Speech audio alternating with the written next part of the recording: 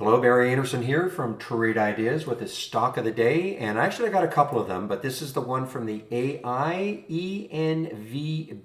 So the alert happened right there. You can see the blue entry price at 332. There's the blue arrow. There's where the alert happened.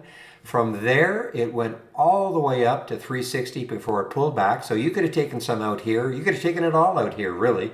It did get up to 370 at one point.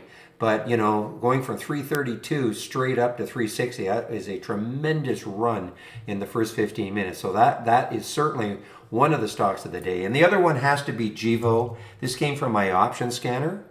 What a run it had. A little more settled. The alert actually happened at, let's see, Gevo at 698. Okay.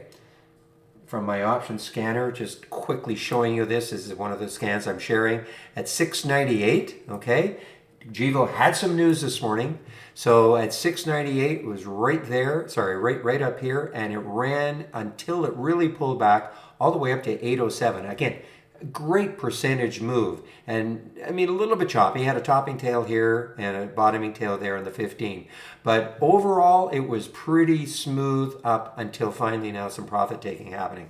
So a couple of great alerts today. Many in the trading room took both of those. So I want to get back into the trading room.